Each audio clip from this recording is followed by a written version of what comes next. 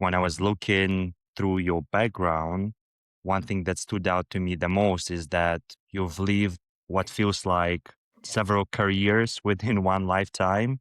You start a journey at sea, then spent years away from home sailing on vessels, but eventually you transitioned ashore, and today you lead major transformation initiatives at Seaspan. But when you look back at your life today, did young Rajesh have any idea that his life would unfold this way? Never. So, I mean, I would say at a very younger age, I think I had some plans to move to maritime industry because Mhm. one of the key influencing factors was my two of my maternal uncles. They were both in this industry. One was a chief engineer and one was a captain. So I grew up hearing their stories whenever they used to come back for vacation. They used to tell, okay, they visited these countries, they have been to these places and all those things. And those days, especially the sailing career was more about visiting countries, and like no, Mm. you had more time when ship hits a port. So I used to listen to all those stories, and it that's what sawn my interest in the industry. And I always used to believe that okay, I should also take this as an career when I grew up. So yeah, but other than that, moving away and like no settling abroad and all was it all happened through the journey, but like no, never it was never planned. What I'd be also curious to know, Rajesh, is your childhood. How was Hmm. your childhood growing up in India? We talked a little bit earlier, but how was it? How was that experience?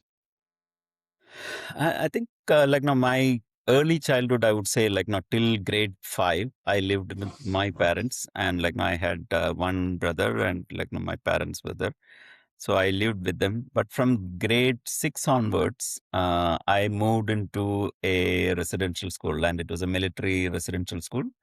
Mm. And so that was my initial years, which like no changed me as a person. I would say it gave me a lot of, um, or I would say it shaped my myself or my character at that young age.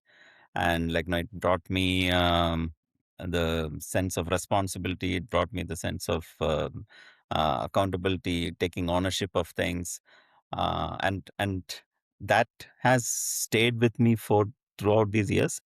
And those 6 years which I spent in that residential school, and the friends with whom I grew up with, we are still in touch. And like now those people around the world, and it's not a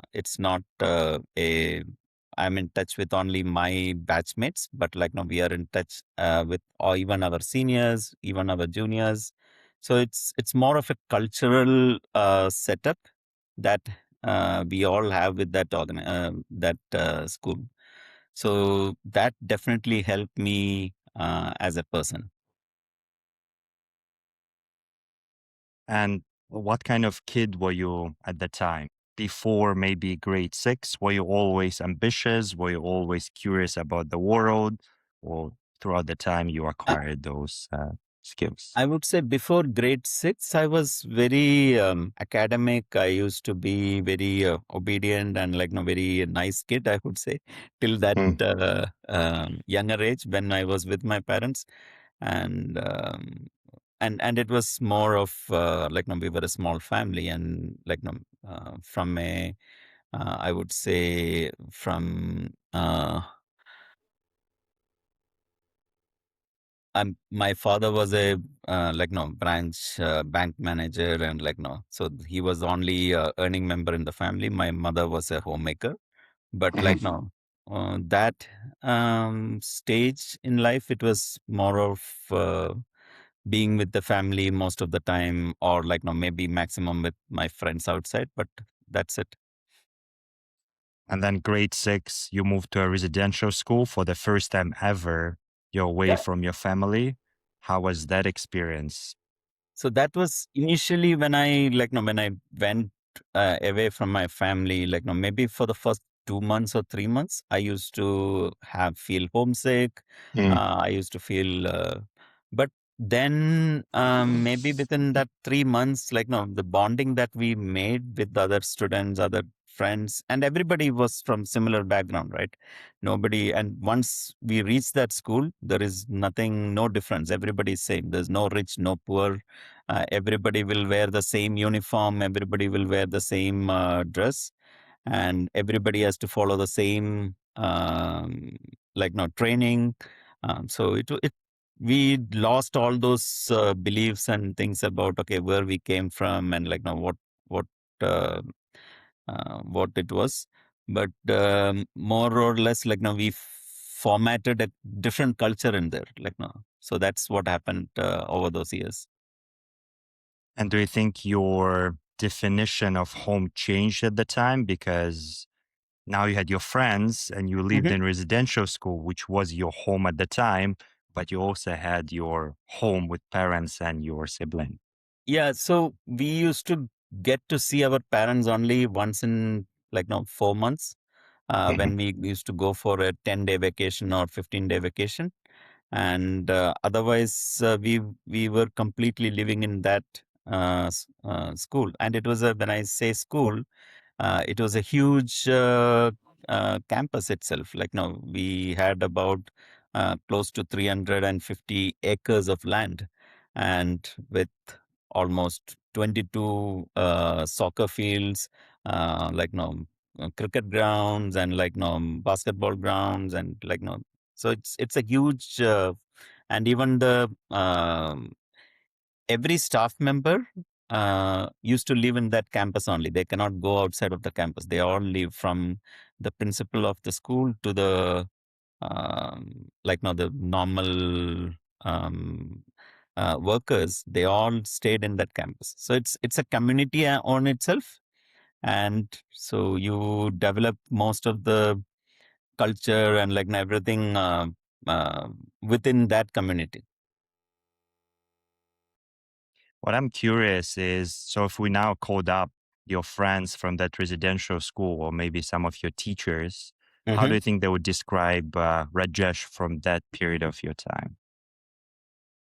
I don't know. That's a difficult question.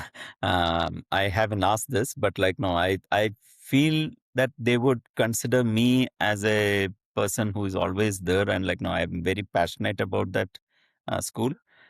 Mhm. Um, and even today, when we talk about if there is an event, if there is any way I can make it to that event to go back to that school, or like, no, to meet with the people or the friends, I would definitely take it. And I can give you an example. In the beginning of this year, like now, few of us, at least we were about 22 of us from the same class. We all traveled from different parts of the world to Dubai, just to meet. And we spent 3 days together and then came back. And like, no. So, yeah. And I think it was last year.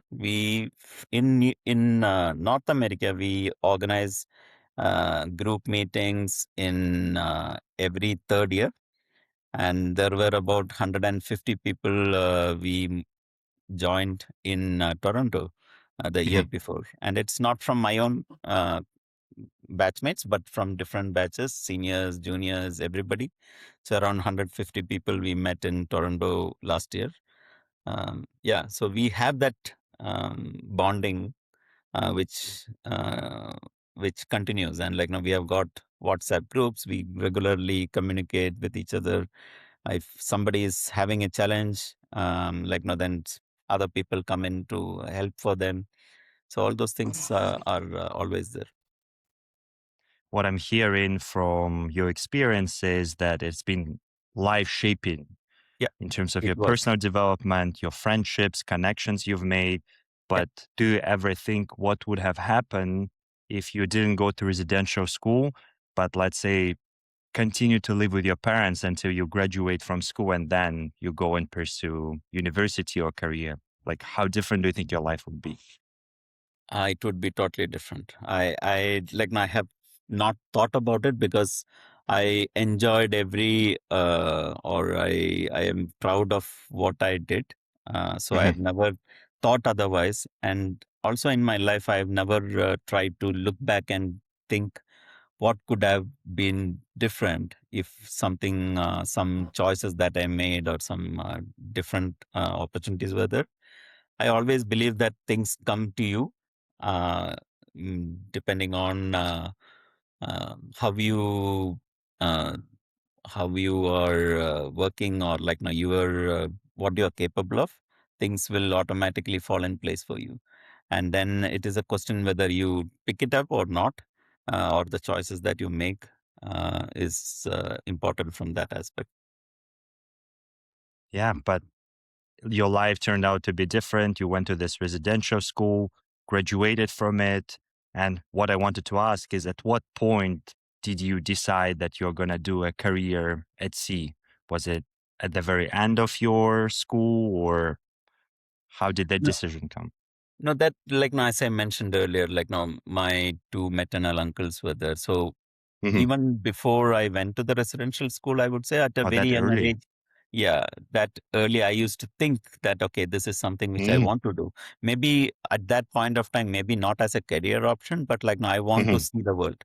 Like now that Interesting. was more of a the wish or a dream Mm-hmm. at that point of time, because I was too young to make a career decision at that stage. Mm-hmm. Uh, uh, but later on, as I moved along through that residential school, it became more and more firmer, and like now those Mm-hmm. dreams became into a goal, Mm-hmm. and like now then started looking at, okay, how can I achieve that goal, and mm, started Mm-hmm. making plans to achieve that goal. So I think, yeah, towards the end of that career, end of the training school, like now I had already made up my mind, okay, this is what I Mm-hmm. want. Yeah. And how did your uncles react when you told them that you're going to pursue that career? No, they were happy. They were very supportive. Initially, my parents were not very happy about my choice Oh, really? because, like, no, again, they thought, okay, after 6 years, I stayed away from them. At least now I will get back to them and I'll be with them. But then I decided on this career. Mm-hmm. And, uh, but like, no, they were also supportive when I told that that's what I wanted, and they never forced me into doing anything of their choice. They had left it Mm-hmm. to me. Only um, only resistance that they had was, okay, again you are going away from us. So that was Mm-hmm. only of, and like no, they were not very sure about that. But when I said that, okay, no, I've made up my mind, then they were fully supportive. And then yeah, they provided all the help that I needed at that stage. And were you personally excited or nervous when you were trying to pursue that career? Like, what was going on inside of you? It came with a lot of challenges, I would say, in the beginning. But Hmm. like no, I always used to look at, okay, what is positive in at the end, right? And Hmm. like no, this when you have that vision in mind, then the challenges are easy to handle. So that's been my one of the mantra that I always look at, and I always tell my kids also, like no, look at the long term perspective, and like now look at Hmm. what you can get out of it. The short term challenges are easy to handle if you have got that long term vision. So I think that I never had struggle handling those challenges in Hmm. the early stage. Also, I'm curious, looking back, do you think young Rajesh understood what he's signing up for, or was it more like excitement and traveling and good experiences that he was dreaming of? It was more of, I would say, it was more of that excitement and everything, Mm, and and the dream of traveling the world. Yes, definitely that was one of the key points. But then when I got into it, then I never looked back and like no complained that, oh, I should mm, have done this, and like no, because for mm, me, um, all my decisions, I stand by my decisions, and then I take it forward. Like no, I don't look back and cry. Okay, I made a mm, wrong choice. That choice is made. Now mm. let's move forward, right? So Yeah, you never complained, but were there any expectations that didn't turn out the way you thought? No, it turned out the way I thought. Like, no, I would say when you are, I believe, like, no, if you are wholeheartedly dreaming something, and like, no, when you start working towards it, it Hmm. happens. And like, no, so there are few things in life which maybe not destined for you, like, no, and it's you are not getting it. That's fine, but like, no, then the remaining there is another way that you can get to that. Um, so I never felt that, um, or maybe I did not think about, like, no, maybe it's my way of looking at it. I never look back and think whether I achieved the way I wanted it. I Hmm. just move on. Like, I know a lot of people who'd be listening or watching this episode that wouldn't know anything about life at sea. Mhm. So maybe can you tell us how was your first day at sea like, so people understand better? Sure. I mean, like, no, my first day at sea, like, no, I joined a ship, which was at that time one of the biggest tanker. Hmm. And I was supposed to join the ship, and I joined it in Singapore outer anchorage. And the ship was fully empty, and it was a ULCC, which is a very, it was almost 400,000 tonner Hmm. ship. And we went in a small boat to the ship, and like, no, when we reached the ship, I like, no, was asked to look up, and like, no, so it was so difficult, and I thought, oh, where did I land up? But it was like, no, it was from that day onwards. Like, no, I when I was on the boat, I had a chief officer who was also joining with me, and Hmm. he told me one thing which I still, till the time I got off from my sailing career, I used to believe. He told me one thing, that the moment you step on that gangway Hmm. to go up the ship, till the time you get off that gangway when you are going back home, your whole life is on that ship, and Hmm. you have got various responsibilities that you are supposed to do. And if you do those tasks and responsibilities, thinking that this is your home till the time you step off that gangway, you will not have any problem. So I always used to believe that, and always used to tell that to my younger colleagues also when they were sailing with me, is that Hmm. okay, it's a responsibility. Like, no, you are stepping up that gangway, and then from then that day onwards till the end of your contract, that is your home, and you have to take care of every aspect of it. You have to work together with your friends, your colleagues, and then make everything which is possible under your uh, command or under your capacity to make it run better, make it work better. Don't take shortcuts, like, no, take care of each other. Yeah. Hmm.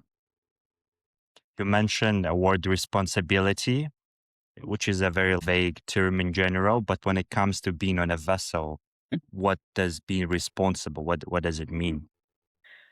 So I would say, like, no, on board a ship we have got every rank or role. It's a very Hmm. hierarchical um, structure on board the Hmm. ship. Like, no, there is a captain, there are navigating officers, chief officer, second officer. Similarly, on the engine room we Hmm. have got chief engineer and other engineers. Also, there are ratings. Each and every role or people have got their own task to complete. Right now, Hmm. it's I would say at least 70% of the day-to-day task is well defined. Who will do what? Hmm. So that becomes their responsibility. And like, now, if you start finding alternate ways or shortcuts on not Hmm. doing those tasks, that can have a negative impact on somebody else. I'll give you one classic example. Like, now, if I'm supposed to check the gas content in a tank before my colleague is supposed to enter, and if I don't do that check, then it is dangerous for that person's life. Hmm. So that's the responsibility that I'm talking about. And everything, like, Hmm. now, if I am rigging up the gangway or rigging up the pilot ladder, I take the responsibility of making sure that the person climbing that ladder is safe to come on board. Hmm. So that's where I talk about, like, no, responsibility. Hmm. And Hmm. every task on board that ship is is structured in that fashion. Mm, So if one person decides to take a shortcut, that can have a very negative impact on somebody else. Whether it's like, when you are doing a maintenance of a machinery, whether you're like, navigating the ship, mhm, if you try to make a shortcut, like, it can have a very negative impact on, maybe not on you directly, maybe on somebody else, but like, no. So try mhm. to make sure that your responsibilities are kept, Mhm. or you're fulfilling your responsibilities to the best of your ability.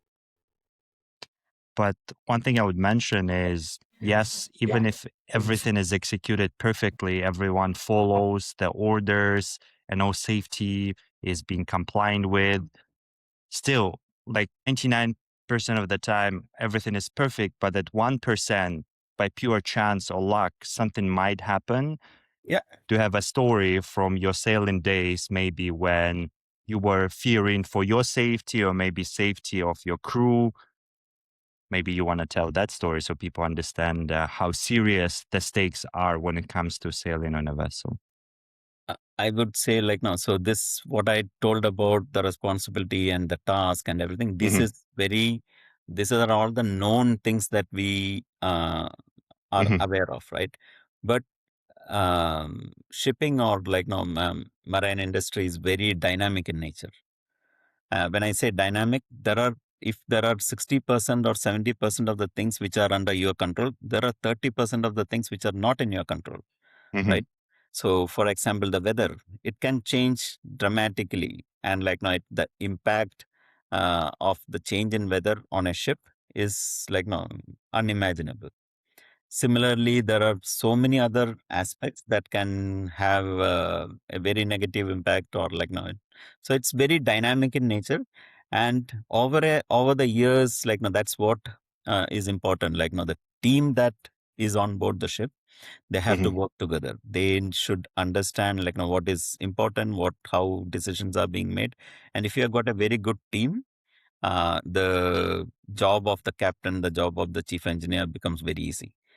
Hmm. When you make decisions, like, now, if a captain is making a decision, and if the chief engineer or chief officer or somebody else, maybe a even junior officer, feels that it is bad, he should be able to question the Hmm. captain, but in a nice manner, and tell that, okay, captain, maybe this is not, we should rethink about it, and like, make it more safer.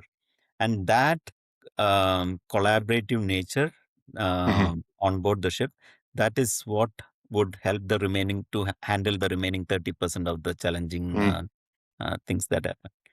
So there are many instances where we had to go through, like, no, whether it is weather wise, or like, no, I mean, we had sailed out um, from Europe to US East Coast, and the voyage was supposed to be only around 8 to 9 days. It was a bulk carrier, Hmm. and but due to the weather, we took almost double the time, and then there were, um, I think, more than 1.5 days where we hardly made any way. Like, no, we were just staying, and like, no, in the middle of the ocean. The engines were running, but we were not moving because Hmm. of the bad weather. So we had gone through many such instances, but like, no, it's all how the team together work together, and like, no, come out of it is important. Hmm. You've mentioned the word team multiple times during your response. How do you build a strong team on a vessel? Are there some team building activities or like, because you have to be conscious about it so people trust each other and have each other's back. So how does it work for a vessel? I like, no. So one of the things we should understand is, like, no, on board a ship, the crew is like, no, we don't have fixed crews on board. Like, no, people Hmm. keep changing. So if Hmm. it's not the full set of people join at the same time and they go home at the same time. They are like, no, if a captain is joining today, maybe the chief engineer is joining after 2 months time, or a chief officer is Hmm. joining after 1 month time. So you are not working constantly with the same team. So um, team building exercises and everything, it helps mostly when you have got a team you are working with for a longer period of time. Hmm. this is very dynamic, and you have to be like, the moment you join, you are in the team. Mm, So that's the nature of the job, and that's how most, I would say, at least 90% of the crew members are tuned to that. So you mhm, put one crew member and like no in a team of 20, and like no you are the only person who are joining today. You don't have a team building exercise and all to mm, format that team. Like no you have to blend in and like no start working with that team. So it's mm, very important. But like no, I would still say that like no, a on board the ship, the role of captain and chief engineer is very important mm, in making sure that the person who is joining is blended in as quickly as possible, because each of those person like now is joining after a period at home, like now mhm, maybe like now, and they have been spending their time with family, and then now suddenly they are back on a ship. mhm, You don't have the time to like no get used to and everything. So it's a very quick blending in is important, and the environment on board and um, the collaboration that you built with other team members is mhm, all important. So it's up to the captain and chief engineer how the environment is kept on board the ship, mm, how people are interacting, how they are socially connected. So all those things mm. makes a lot of difference. One quick thing I wanted to mention, as you were telling me the experience of sailing on a vessel, you mentioned that it's very hierarchical. There are Mhm. captains, there are people who are more junior. And one thing that is common for a lot of cultures is when there are people who are more senior, junior people are a little bit more afraid to challenge the authority. And there was even an instance when 10 years ago, Korean Airlines had a lot of plane crashes, and it was because more junior members of the crew were afraid to speak up against The seniors, yeah. seniors. So, how do you make sure that on a vessel, when safety is No, I important? yeah, it's a fact, and like no, that's why I said like no, the captain and chief engineer how they are Mhm, makes that difference. So I think it was about maybe around 20 years or maybe even more ago that like now the concept of maritime resource management (MRM) came into play mhm, to handle this. I would say the power distance, right? mhm, On board the ship, like no, initially it used to be that power distance, and like no, captain was never questioned, and like no, uh, but it all depends on the individuals. mhm, Even those days, I've sailed with captains and chief engineers who are very open for people to question them or people to give suggestions. mhm, But you will still find there are few people who does not like it, who does not encourage that questioning. mhm, But I, over a period of time, we have seen a lot of change happening, and mhm, most of the present day masters or like no captains or chief engineers and everybody for that matter is open to those challenging. But like no, each individual have got their own character. Like no, they may look tough from outside, but like no, if you approach them, and the right mhm, way of challenging is also important. So 100%. if you try to challenge in a very um, um, I would say mm, what is the right word I can put in there? Um, Not in a constructive way, right? Mhm, That becomes a problem. But like no, mhm, there are healthy ways of challenging also, which like no, I don't think anybody would. for Uh, sure. yeah. But Rajesh, I want to change the angle a little bit. Maybe your experience, your Mhm. first several years on a ship, what have you learned about yourself that you didn't know through that sailing experience? Mm. I like no one thing I learned like no, as I mentioned earlier, like no my early school days, like no, that helped me in getting into a place where like if I'm thrown in with a group of people, I am confident that I'll be able to survive. uh, Mhm. the challenge right now. So it's all about finding the right ways to handle the people. Every individual has got their own character, their own style of Mhm. working. I always have believed in you as an individual can control what how you behave or how you work. So to certain extent, you can tune yourself to working with different characters and getting Mhm. the best out of them.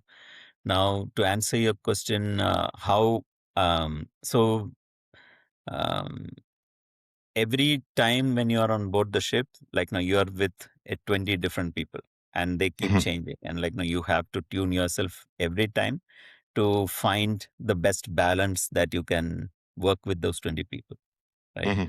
So personally, I have tried to do that, and that's something which I've worked well with in my case. And Mhm. if I say that it's my way or highway, then people won't come with me, right? For sure. And it's very important, especially on a leadership role on a ship. It's very important that everybody trust you as a leader, Mm. right? And if they trust you as a leader, then they will put their life in front of anything else to Mm. work with you and get things done. But otherwise, I've had experiences where we had a fire on board one of our ship, and people refused to go and fight the fire, telling that I'm not ready, because the captain was a very at that point of time captain was very hierarchical, and he was very Mm. demanding, and he used to shout at people. So people at that point of time, the people refused. Okay, I'm not going to fight the fire, because they were not willing to fight that fire, Mm. because the captain is commanding them, Mm. right? So it's but now if the captain was much more approachable, much more people would go in and take that um, challenge Mhm. uh, uh, wholeheartedly. Otherwise, Mhm. it becomes okay. I'm following somebody's orders. So that's something which I always believed in. You when you're working as a team, you get the people their importance and respect Mhm. everybody. You give them respect, they will respect you back. You cannot Mm. demand respect. It's good that you brought up that example about the fire story, about the importance of leadership. You started climbing through the ranks in a vessel environment. And Hmm. at what point did you understand that you are responsible for other people and that other people are looking up to you? Because I'm pretty sure your first couple of years, you're just trying to learn, you're just trying to follow the orders. But at some point, you are the experienced guy and you have to lead the team and make sure that everything is working. I think at every stage in your career, now whether you are a junior officer, whether you are a senior officer, now there are some hierarchical responsibilities that you have that Hmm. you if you keep that aside, at every point you have if you have that leadership qualities, you will look up at the opportunity and embrace that Hmm. opportunity, right? So for example, the example of fire that I gave, and when people refused to go and fight the fire, I was a third officer on that ship, and I said okay, and it was an engine room fire. There was we looked at each other, okay, who is the best person to go? So I said if an engineer can come with me, I'm ready to go. Hmm. And it Hmm. was not at, on that ship, it was not my responsibility to wear the firefighting gear Hmm. and go to fight the fire. But then none of the engineers came in. It was only the chief engineer who said, okay, I'm going in. And we had a third engineer who was trapped in the engine room, and we had to recover him. So the chief engineer and myself, we had to don the gear, and we went in to save that third engineer. So I Hmm. mean, no, that so leadership does not come with the ranks or no, it's the opportunity. I would call it as a situational leadership. Hmm. You look for the right opportunity where you think, okay, you can take on more responsibilities, or you Hmm. can take on a challenging situation, and you're confident about doing it, then do it. And people will notice that, and people will comment on it later on, and that's what opens up more opportunities for you Hmm. going forward. Interesting. Yeah, what I'm hearing from your story and what you just described is leadership isn't given with a title. It's more like what you are doing yourself. You can be Yeah, the most junior person in the room, but still showcase the leadership qualities. And yeah, there are so many different ways to show leadership as well. It doesn't have to be someone making decisions when it comes to hiring or firing people, but you can still take on leadership roles when it comes to onboarding people and helping someone in difficult situations. So yeah. it's an important reminder. They don't have to wait to be given a title to be a leader. It can be very simple as like, for example, when you join a ship and you find or somebody new is joining the ship, like Mhm, maybe it's in a different department, right? I can give you an example when somebody in engine department joins and like no, he is feeling left out and like no, he's not mm, able to merge into or like no blend with the remaining team. Maybe you are a deck officer and you can start doing that, like no, start mm, talk to him, start like no. So even small things can show that okay, there is a leadership quality in you, mm, and that's what is like no, nobody has to tell you to do something if you want to prove that leadership. You look for opportunities wherever you can showcase it, do it, mm, and the title and everything will follow, right? mm. You don't wait for the title to take leadership. Do you think people are born with leadership qualities, or people can develop into being good leaders as well? I would say it's a mix. Hmm. Some people are born with it. They have good um, qualities in them, but it can be also trained or it can be also, I would say, polished and rebuilt. Hmm. Um, and I was involved in some youth leadership coaching here when I moved here. Hmm. And like now I've seen young kids who has very good leadership quality in them, and some of them like now over a period of a couple of months, like now when we tell them okay what is important and give them opportunities, they all come up in life and like now they all take on those leadership Hmm. activities. So it can be both. Some are born with it, but others can be trained too. Mm.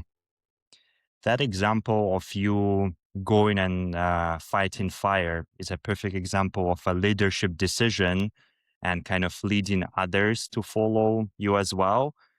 What I'm curious about when I was hearing that story is how do you make decisions under pressure? Because it's one thing when you had 8 hours of sleep, you had your coffee, everything is going perfect, you just called your family, and yeah, you make a decision. It's another thing when you have to make it in an instant, when others are looking up at you.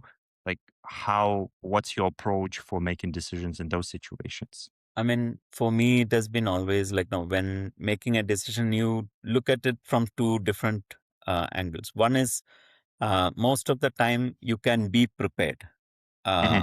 right? So I like now one thing I always used to believe is you always be prepared for the worst and hope for Hmm. the best, right?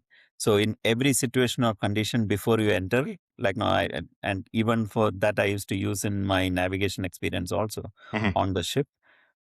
Before I get into any port, I would mentally have lot of situations prepared, and I am prepared for how to tackle those situations. It may not happen the same way, but at least you are prepared, right? And then that decision making will be much more easier.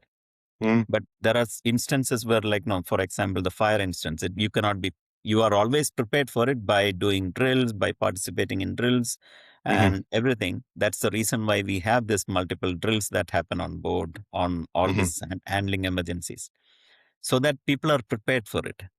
Hmm. And then when that situation arises, you know, okay, what are the risks that you're going to take when you are handling that emergency. So then decision making becomes easier because you can, as at the back of your mind, you are already calculating what risk is there, how to mitigate that risk. Like now, if this happens, what is the countermeasures you should have? Hmm. All those things you have got mentally worked on, and that can be relayed to the other team members. So if individually, if you are the one who is entering that scene of fire, then you are already telling the other people that, okay, if this happens, this is the task that you should do. So, and that's where it is important, like, no, preparing yourself for those situations beforehand mm, and then hoping for the best that can happen.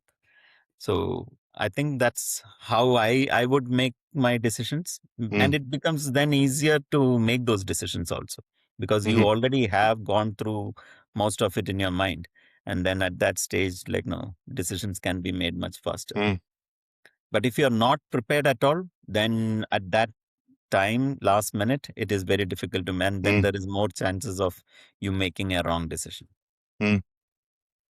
Yeah, I feel preparation is very important. And as you said, you can mentally play out the scenarios of Yeah. things that can go wrong. And a good example of that, I was watching an interview of Michael Phelps, the Hmm. famous Olympic swimmer, and he told a story how during one of the swims during Olympic Games, his goggles started filling out with water. Water. And he was pretty much like swimming blind, but because he played out that scenario in his head and he knew exactly how many strokes it would take him to reach the end of the swimming pool. Yeah. It was perfect. But one thing I want to mention about that, what he said is what helped him go through that period is not the scenarios that he played out. It's staying calm in the moment when that pressure situation arises. As much as you are prepared, if you're not calm and you're nervous, it's not going to work. No, but So, do you have yeah. any practical tips for No, that? I think How it. to I stay think it calm? is. It plays both ways, right? Like, now, Mhm, the reason why he could stay calm is also because mhm, he was prepared, right? So that's one of the. If you are not prepared, that's when you cannot become. You cannot be mm, calm. Like, now you become anxious. You become like, now you're. All your dopamine and adrenaline, everything will start shooting up because you are not prepared mm. for it. So since you are prepared, you know at least to certain extent how you can tackle it. So that becomes very helpful. Yeah. Yeah. Actually, yeah, that's an important point. Preparation gives you calmness and Yeah. gives you that peace of mind that I've done everything under my control. Now it's just not Yeah. up to me. Executing it is always challenge, but like, now, when you Mm, have things prepared, at least you should be mentally well, I think, prepared before any scenario. mhm, So before you step into uh, any situation, like, now, if you are mentally prepared, then, like, now, mhm. most of the things can be handled well.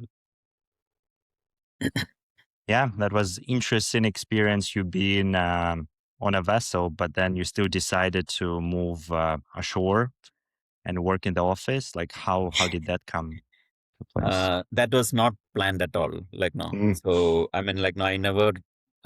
I like, no, when I got married, I would say, like, no, when we had our first kid, mhm, my wife told me that, okay, you should spend your more time with your kids, and, like, no, that's something which. And at that point of time, I was still in my. I think I was a chief officer then, and, like, no, so I mhm, still had my eyes or my like, no, goal set to become a captain of the ship. So I said to her, like, no, okay, I cannot step down now and come ashore. But one thing that we can look at is, before our kids get into their teens, I will mhm, try to step ashore. So that was mm, one promise that I made her. But that was in the back of my mind, but never actually worked on it yet. Um, and it was just by mere chance that I got an opportunity to come to Vancouver and do a small project for 2 months. mm, And I was called in here, and during one of my vacation, I came in here. I was involved with a previous director who was here, mhm, and I was working with him on a small project. And but during that time again, like, no, maybe because of my nature, I started working around, walking around with people, talking to people, mhm, collaborating with them, and then trying to find where I can fit in, what I can do to help. mhm. So that 2 month project which I came for, it got finished in about 2 weeks time. So I had a lot of time in hand. So I was actually speaking, going around and like meeting with people and all for about another next 2 weeks. Mhm. And I found there are a lot of things that I could do. Mm. And I started having conversation with my manager then and telling him that, okay, this can be done, this need to be done. So there are, and it was also to my advantage. That was the time when um, a new era of shipping was being born, and like Mhm. now communication between the ship and shore started changing. Mhm. So that opened up a lot of opportunities, and I was also interested in like no systems, processes, and everything. So that is where I was finding those opportunities, and I was having these conversations.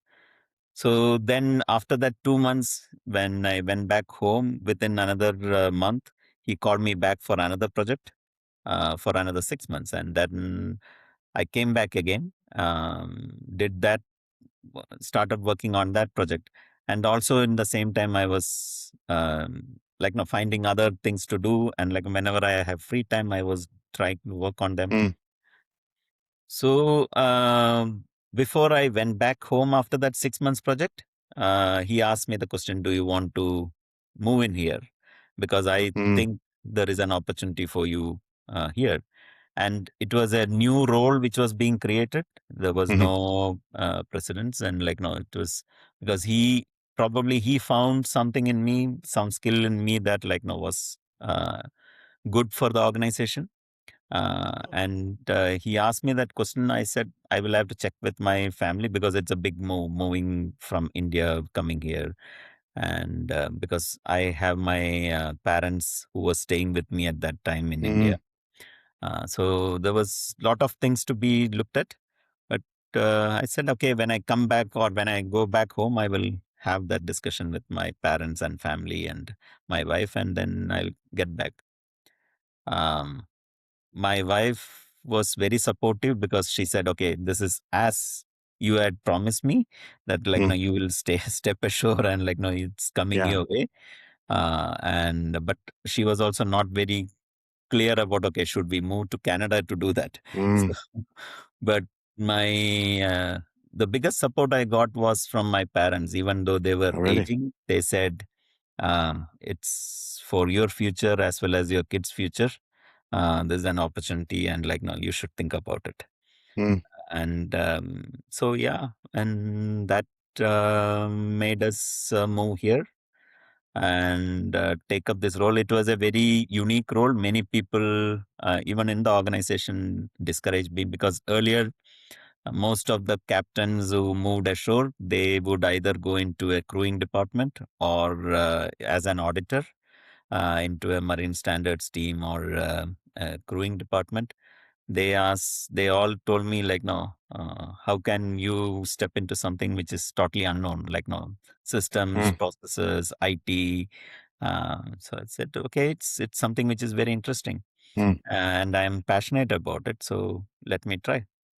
So again, like as I mentioned earlier, I've never said no to an opportunity that came to me, and then I took it up, and then from there onwards, it was all about again continuing with that pattern of looking for opportunities, trying to talk to people, Mhm. uh, understanding their challenges, trying to find solutions for it.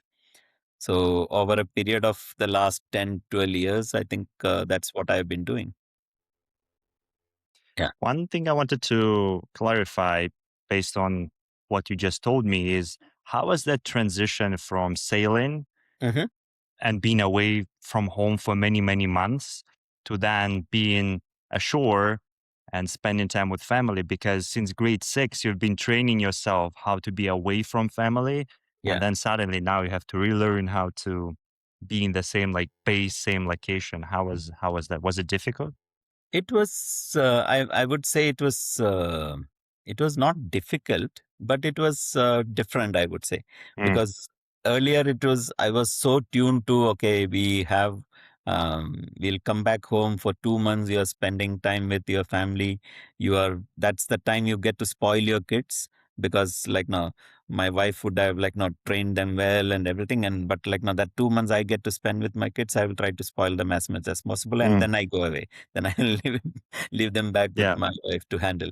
But like no, that was the pattern that I had. Like no, that 2 months or 3 months that you spend at home, you are not Mhm, actually taking on any major responsibility. You are like no mm, spending vacation time. We used to go for vacations during that time. mm, So it was more about spending quality time with my family at that point of time, but not actually getting involved in their upbringing or things like that. mm, That was completely handled by my wife at that point of mm, time.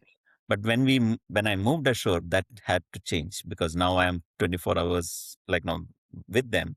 Not 24 hours, but like now even though more with them throughout the year, mhm. and there are certain responsibilities I had to take care of, and like no certain so that was a change, but yeah, it all happened good. I think like no, it Mhm.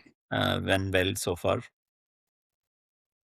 What I'm also interested in what you shared is your wife and kids would move to Vancouver with you, but your parents, I assume, would have stayed in India. Yeah. And I was surprised to hear that they were supportive about your move because, again, since grade six, you've been away from home.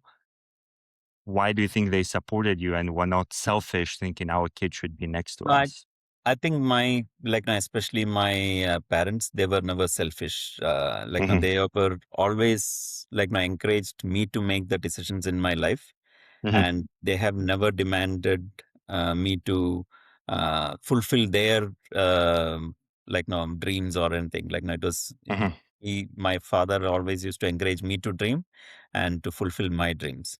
So I think that probably would have been a like no very important factor in helping me to make that decision. He said, Hmm. like, no, you have to. He also mentioned that he made some choices in life to take care of uh, us as children as well as family, and he had to move places for that. And Hmm. same way, it is now my turn to do that. And like, no, he would never stop me from doing it. Yeah, the distance definitely it's a problem. Like now, even if we have to go and meet our parents, we have to plan well in advance, and all those things are there Hmm. because of the distance. But like now, I think because of technology and everything, like now we talk FaceTime every alternate days. Even my kids speak to them every alternate Hmm. days. So that distance is not being felt as much these days, but still, like now, if there is any need, then it's a long way to reach Hmm. there. Yeah, Yeah. I'm happy you mentioned technology because I'm an immigrant to Canada as well. My parents are back home in Russia, Hmm. and I do feel a distance as well. But because of FaceTime and WhatsApp, it's so much easier. And Yeah. sometimes I think how fortunate and lucky we are to live in a during the time where it's possible. Hmm. Because let's say you immigrated 30 years ago, you pretty much lose your family, and the only time you can see them is like when you actually genuinely travel to a place. Yeah. Even calling was difficult at the time. So instead Yeah. of, yeah, we should be I, grateful. I think even in my even in shipping, like now I would say that like now the technology has made a lot of changes. Like now, and when I joined my first ship, or like now even till the early 2000s, there was no email, no like now we used to wait for the handwritten mails, Mhm, which the agent used to bring when the ship comes to port, and that mail would have been like now written maybe 15 30 days back, and like no it would travel, and like no you would reply to that mail. By then, like no they would have written another three mails.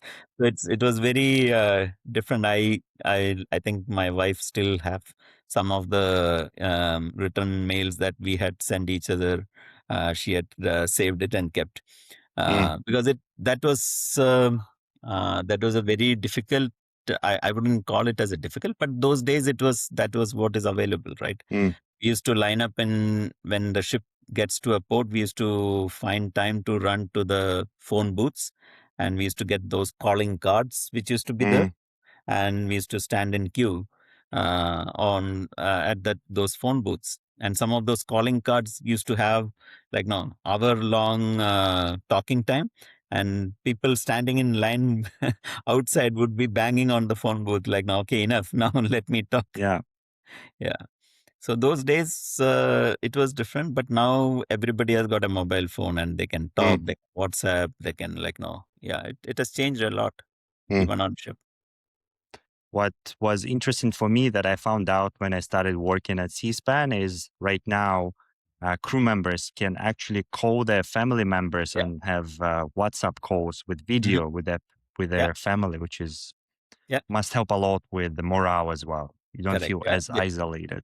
Yeah. They don't feel isolated. They don't feel that distance, right? Like, no, at least they are like, no, they can make or they can support the family more um, easily. Mhm. Yeah. Another thing I wanted to ask you, Rajesh, is as you transition from sailing to ashore, obviously your technical skills and your sailing experience help you with your job, but are there any soft skills that are helpful in your current career that you use on a daily basis or maybe help you overcome challenges? Like how is that? I would say like no soft skills. It is all about some soft skills that I've gained when I moved ashore is like now how to work collaboratively with people, because like now as I mentioned earlier, like now on ship there is a hierarchical structure to the leadership and all, but when you move ashore, like now that is completely gone away. Like now you have to be more change from a hierarchical leadership into situational leadership or influential leadership. Like now you Hmm. have to try to find how can you influence your peers, or how can you influence your superiors, or how Hmm. can you influence your team members. Hmm. So that had to be like no changed from like no where I had developed my leadership earlier. So I think that over a period of time, working with people, building those relationships, trying to understand what their needs are, and then meeting with them and like no. So that is the major shift I would say, Hmm. and then the remaining soft skills are mostly about I like to look from a process point of view on most of the tasks that I work Hmm. on. So end to end process and like looking at a holistic thing rather than siloed thinking. uh, that's another area that I try to develop. And um, other than that, like no, it's more on um, what else can I cannot immediately think of something, but like no, yeah, those are the major things that I had worked on Hmm. um, over the period. It's a perfect transition, Rajesh, because next thing I wanted to ask is one thing I noticed about your teams is that a lot of people stay on your teams for a very long time and speak very highly of you, say that the team morale is good, and it's very rare these days. What do you think about your leadership style keeps people engaged and motivated? Um, to me, I like no, I always believe that okay, I don't need to micromanage anybody.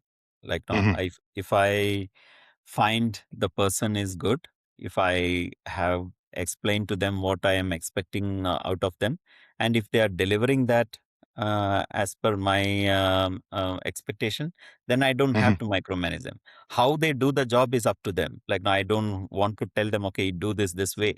Hmm. I would tell them, okay, this is like no, the more uh, more clearly, if I want to put it, I am more focused on why and what, and how is up to them, right? Mm, So if I am very clear in my mind, okay, why we are doing this and what we need to get out of it, how they get to that stage is totally up to them, and they mm, should be able to figure out how. If they need guidance, they should be coming back to me and asking for it. mhm, So that's the way I work with my team members. And like now, I try not to micromanage them. I try not to like now sit on top of them and tell them okay what to do. There are situations where that need to be done, and mhm, then only I will step in. Otherwise, I'll leave it to them to handle mm, it.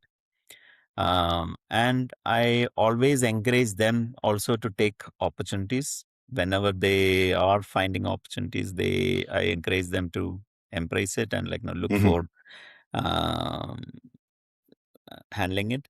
I try to give them opportunities to meet with senior team members, as well as like to present in front of mhm, leadership, rather than like no making them build presentations and I go and present. No, I don't do that. I give them opportunities, and some of them have gained experience. Some of them have gained confidence in doing it mhm, because that opportunity was given to them. mhm, So I think that's the way I work. I don't. I firmly believe that like no my team.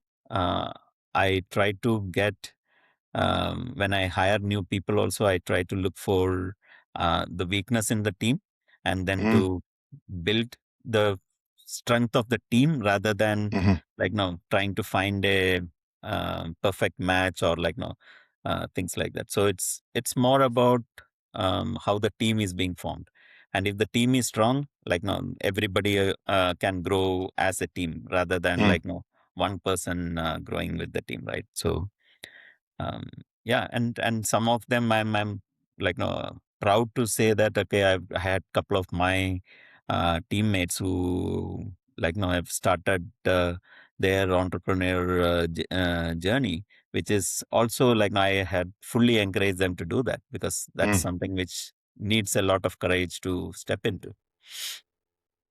You've Yeah. mentioned strong team. How would you define strong team when it comes to corporate environment? Because strong team on a vessel is one thing, I feel, and strong team in a corporate environment is a completely different thing. So how would you define that? I would say like no, a strong team is a very supportive team, right? Like no, Hmm. so if I see that my peer has got lot of work backlog on their list, and if I have got the opportunity to help them, I Hmm. would do that. And I don't say that okay, it is not my goal, and like no, I'm not going to help him because like no, then I can get scored brownie points or like no, I can get.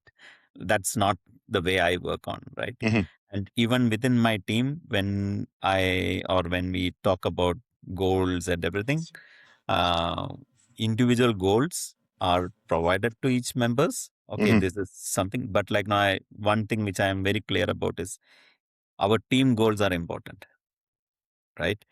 If you have finished your goal, that doesn't mean that you don't work with other team members to complete their goal. So we all work as a team, and if there is support required, we all provide support to other members in our team. So Hmm. that's important. Like now, that's what I feel as a team. Because if I'm only focused on my own area of working and I'm not interested in learning what other person in my team is doing, then I Hmm. won't be able to also grow laterally. Like now, I'm very focused on what I'm supposed to deliver. So it's more about um, uh, teams working together. Sometimes like Hmm. no there is the other person would have a better idea than like no me, and like no, I Hmm. always encourage them to do that. And even when I do my one-on-one session with them, or like no, I encourage them to come up with ideas, listen to them, and then if their ideas are better than mine, I always take those. Hmm. So yeah, because it I don't believe that I know everything, and I believe that I have a lot more to learn, Hmm. and that has been my mantra, like no keep learning. Do you think it's possible to teach someone to be a team player, or it all comes down to recruitment in the first place, getting people who are the right fit for the team? I would say it's the environment that the leader built Hmm. around himself and around the team that will help Hmm. people to change. I don't think at a recruitment stage we will be able to identify that. It's Hmm. all about a departmental head who has got that vision, who has got that style, will help people to understand that and Hmm. work together. And that philosophy and leadership style, do you think it comes natural to you, or it evolved over time? And now for me, now if the team is growing, I will grow, right? Hmm. And now I won't grow as an individual. I don't want to grow as an individual. I want to grow as a Hmm. team, right? Hmm. So if the accomplishment or now the reason why we want to prove something or Hmm. that's not important for me. I try not to um, no take success or um, and publish the success more. Hmm. I would rather get the next project on and start working on it rather than announcing the success. Hmm. So The different quote, people have got different styles, right? yeah, That's 100%. yeah. But the quote that comes to mind where I describe a good leader that I would want to follow and the kind of leader I want to be, it's good leaders. I feel they reflect light and they absorb heat. And I think everything you've just described about the team dynamics, it's kind of about that, where you're reflecting the light and sharing it. And then the good leader kind of absorbs heat and doesn't let the team feel the stress and tension from Yeah. the top. No, I think, and to be very clear, leadership has become not very. It's not an individual achievement for me, right? It Hmm. is about building capability in others, training them, getting them prepared, creating systems that uh, outlast you and Hmm. looking at a larger picture for the organization, right? Hmm. Make better decisions even when you are not in the room. So that's Hmm. if I am not, I am on vacation. I want my team members to take the right decisions. Right? So getting them to that stage is what is important. But if I don't let them make decisions when I am there, then they Hmm. will not make decisions when I am not there.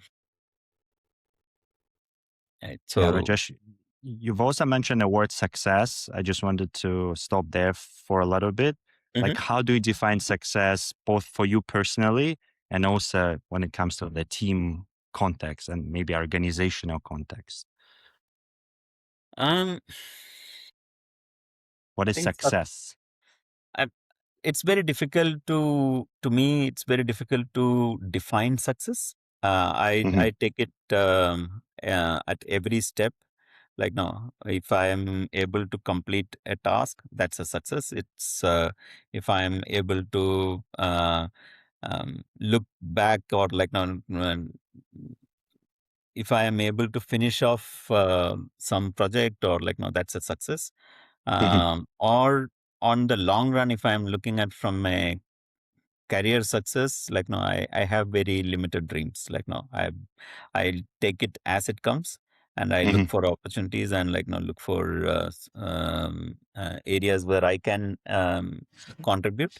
And then if I'm able to achieve that, no, that's success for me.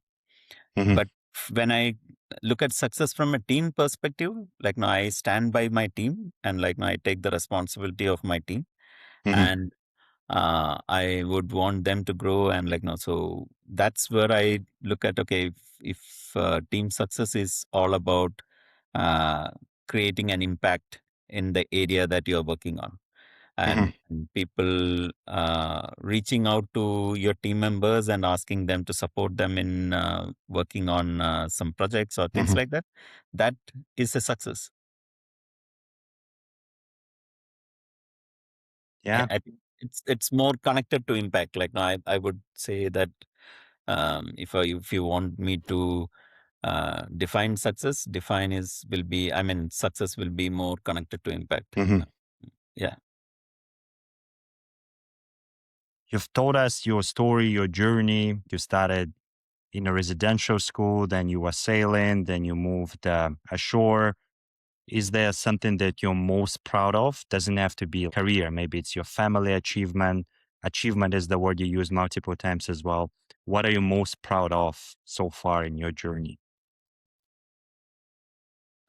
I mean, I'm really proud of my family for sure, Mhm. because like now what I have done, or like now what that that has got a very short lifespan. Like now and but what would carry forward is like now how my children are, like now how their character has been built, how they work with the society, what do they give back to the society. All those things are very important, right? Like now, Mhm. so and that's what I'm very proud of. My both my kids have been like no have been very involved in multiple areas where like no they are trying to give back to the society. They are Mhm.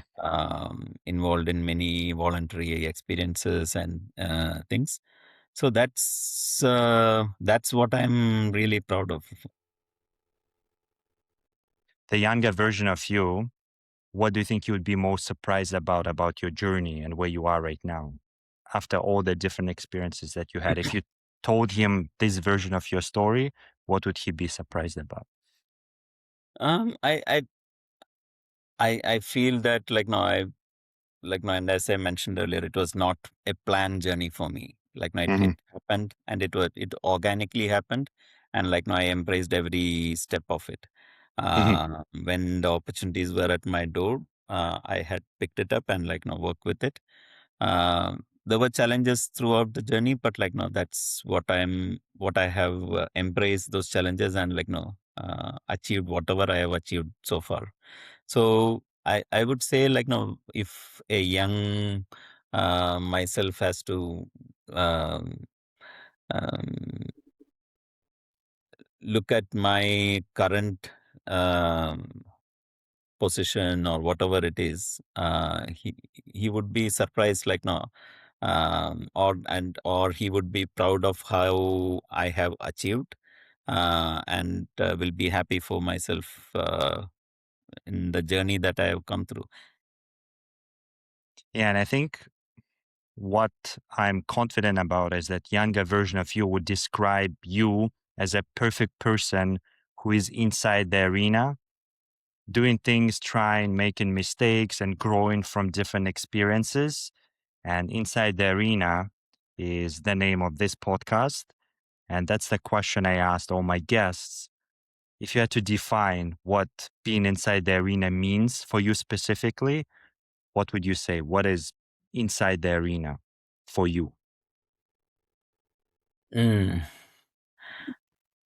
That's an interesting question, and Osman, like now, so uh, to me, being inside the arena means um, having the courage to step forward and take responsibility when outcomes are uncertain, right? Hmm. Um, and that's what I've done throughout my life. Like now, I have been thrown at multiple stages or projects, which like now I was not sure about what the outcome would be, but I worked on like now things um, and try to achieve what is possible. It is very easy to. It's like if you are going and watching a soccer match, it's very easy to sit on the side and critique the players in the field, right? That's I don't want to do that. I try to be inside the arena and then try to play the game to the best of my ability.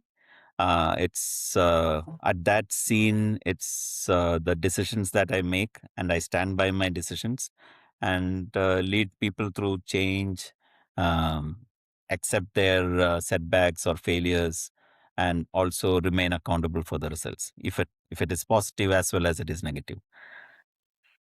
So. Yeah, and I think throughout my career, whether it's at sea as a like now in junior role or as a senior role Mhm. or leading the transformation initiatives ashore, um, the greatest learning has never come from sitting on the side and observing. Like now, it has always come from being directly involved, being directly or making difficult decisions. I would say managing resistance, which is like now in my current role, that is one of the biggest challenge that I always have, and solving real problems and driving change. It would be a imperfect in the beginning, but like now then polishing it and like now making it work better over the time is also important. Like no, yeah, What I what I liked about your definition is that you used the word uncertainty multiple times. Because one thing I feel people misunderstand about high achievers and people who do great things is they think they have everything figured out and it comes easy. They have some this God gifted talent that helps them achieve things, but it's not like that. So if you are trying hard things, if you're trying to achieve things are going to go wrong and you have to overcome them.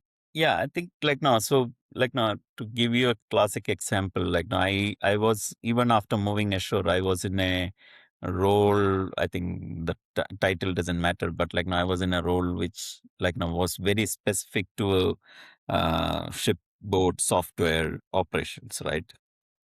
But I always believed in like no, that was not what I'm more of a people person. I would like Hmm. to look at the people, process, and systems. I don't Hmm. want to get stuck on systems alone.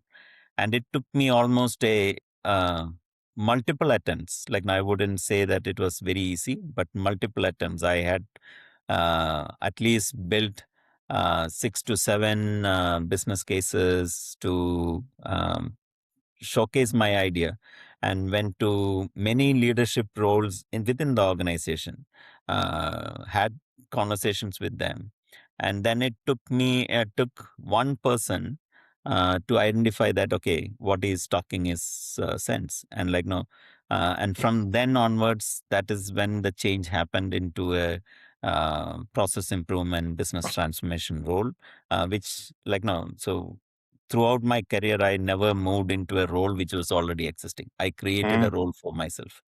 And the way I created those role is by putting in a lot of effort, studying what is outside, like now what other companies are doing. I read a lot. I watch a lot of YouTube Hmm. videos, or like now do a lot of LinkedIn courses or other courses, meet with people in other industries, learn from them, attend some of the forums, and like no, where you can learn a lot from other industries or other people. Hmm. If you try to think that what you're doing is the best and stay there and tell the world that okay, I'm the best, then you will never learn. I feel like now there's a lot more that can be learned from outside, from other people Hmm. around me, and I always take that as a challenge, like keep learning and keep growing. Hmm. So yeah, inside the arena is always like no, you have to get to the field and start playing, then only Hmm. you will know what the challenges are, how to tackle each of the resistance that comes across your world, and then play with it. If I had to summarize everything just shared, it's success is not guaranteed, but it shouldn't stop us from taking on those challenges. And what we do as high performers or as people who want to succeed is just make sure you prepare, make sure you study, and make sure you increase the probability that whatever you're trying to pursue and the goal you're trying to achieve is going to happen. Yeah, So, yeah, yeah. I agree. I think you summarized it well. Um, yeah. Rajesh, what I want to take us next is there is a section of my podcast called Speed Round where Hmm. I ask people questions and then they try to respond as fast as possible without overthinking. Okay. So I prepared a couple of questions. And the first question I have for you is what is a trait you admire most in other people? A trait admire most in other people. I think communication. I mean, yeah, clear communication is something which I admire. Maybe a book that influenced your thinking the most? Start with Why by Simon Sinek. If you could have dinner with your 25-year-old self, what is the first thing you would tell him? Embrace the challenges, keep fighting, move on. What is one thing you hope people remember about you? Mm, that's a tough one. People would remember me about maybe calm nature. If you could sit down with any person, dead or alive, and have 1 hour coffee chat, what what person would that be? I would say my grandfather, because I missed having those conversations with him, because he was a person who would continuously learn and uh, so I used to have, even at the age of 80, 90, he learned new skills, new um, things throughout his life. So that's whom I would like to have conversation with. And to finish us off, Rajesh, once people listen or watch this episode, what do you hope they would take away from your story and journey? Um, no, don't be afraid of challenges. Find opportunities in the challenges. Every challenge comes with an opportunity. Thank you, Rajesh. That was very interesting. I genuinely enjoyed this conversation myself to get to know you as a person. It's one thing when we have meetings in the office and talk about career, project, and vessels. And it's a completely different thing when you sit down and we can reflect on journeys and kind of draw some insights and lessons. So thank you for being here, Rajesh. Yeah. Thanks, Osman, and I hope your channel gets lot of success. And now, this is a good initiative, and I'm sure you are so passionate about doing this. And yeah, all the best. And for those who watched or listened to this episode, thank you for your time. Thank you for watching, and we'll see you inside the arena.